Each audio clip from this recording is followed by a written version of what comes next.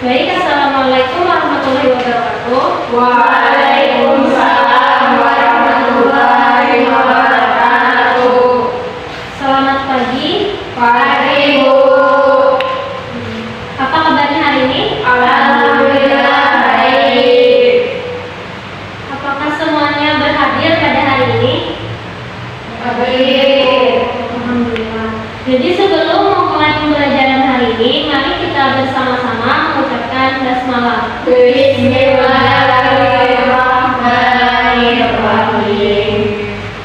Sebelum kita memasuki materi hari ini, apakah ada yang mengingat materi sebelumnya?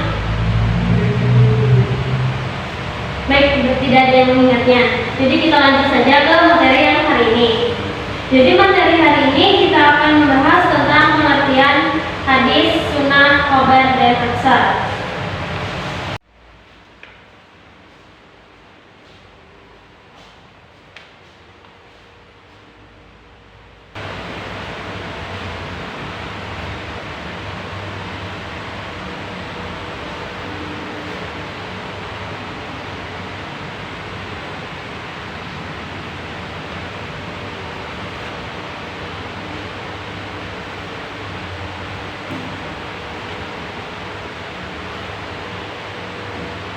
Jadi hari ini kita akan membahas tentang pengertian hadis, sunnah, khobar, dan atsar.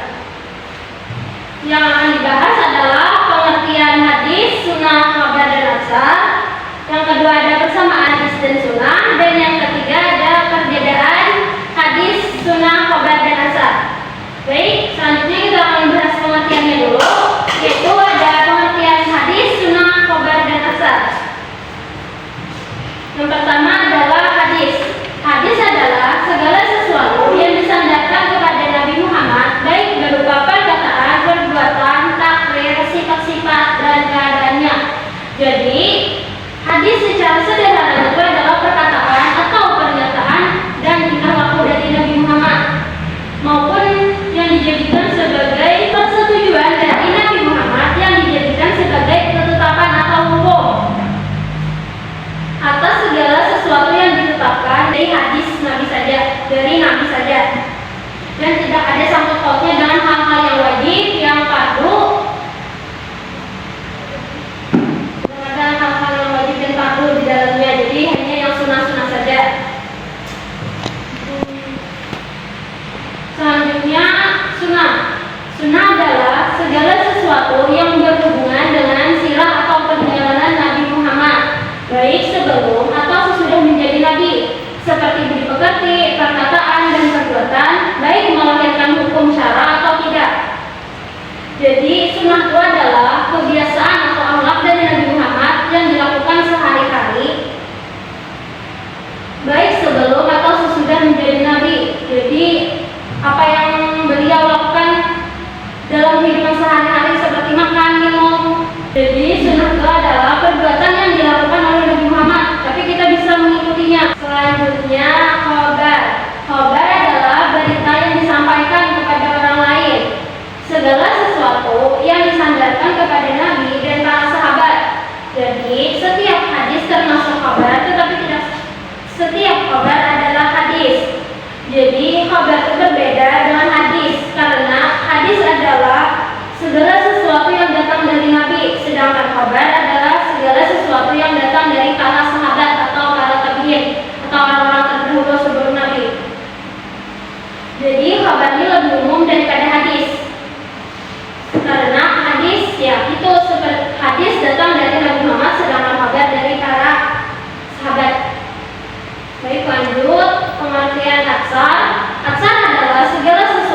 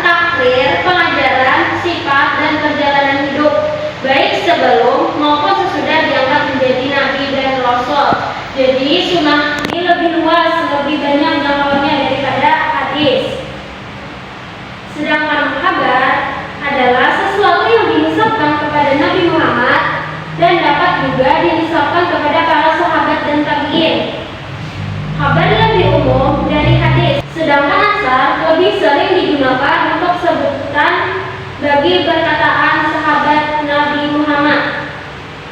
Jadi ayat 1 lebih besar para sahabat dan tabi'in. Jarang besar Nabi Muhammad yang dikatakan. Meskipun kadang-kadang bisa juga dinisabkan kepada Nabi Muhammad. Jadi kesimpulannya untuk hari ini adalah hadis adalah segala sesuatu ucapan, perbuatan, serta keadaan Nabi Muhammad setelah menjadi Rasul. Sedangkan sunnah adalah segala sesuatu yang berhubungan dengan sirah atau perjalanan Nabi Muhammad, seperti akhlak, kebiasaan, dan perkataan Nabi Muhammad, baik sebelum atau sesudah menjadi Nabi. Sedangkan kabar adalah suatu berita baik dari Nabi Muhammad, para sahabat maupun dari para tabi'in. Sedangkan atsar adalah perkataan para ulama, sahabat dan tabi'in saja, tapi bisa juga untuk Nabi Muhammad. Apakah ada yang ingin bertanya untuk materi hari ini? Ya, silakan. Baik, izin bertanya, apakah perbedaan hadis dengan kabar? Baik, itu saja pertanyaannya. Terima kasih atas pertanyaannya. Jadi perbedaan antara hadis dan kabar adalah hadis adalah segala sesuatu yang diucapkan atau perbuatan atau keadaan Nabi Muhammad setelah menjadi Nabi. Sedangkan kabar adalah suatu berita baik dari Nabi Muhammad, para sahabat atau dari para tabi'in. Jadi kabar ini lebih luas jangkauannya, lebih banyak dari pendapat-pendapatnya itu lebih banyak karena dari para sahabat atau dari para tabi'in serta orang-orang terdahulu. Baik. Terima kasih. Apakah bisa dipahami? Alhamdulillah bisa dipahami. Terima kasih. Apakah ada lagi yang ingin bertanya? Tidak ada, Bu. Jadi untuk menutup pembelajaran kita hari ini, mari kita bersama-sama mengucapkan hamdalah. Alhamdulillahirabbil alamin. Terima kasih atas kehadirannya hari ini serta sudah mendengarkan penjelasan materi saya hari ini. Baik, sekian pertemuan kita hari ini. Terima kasih atas kehadirannya serta telah bersedia mendengarkan penjelasan materi dari saya. Baik, untuk mengakhiri materi kita hari ini, mari bersama-sama kita mengucapkan hamdalah. Alhamdulillah.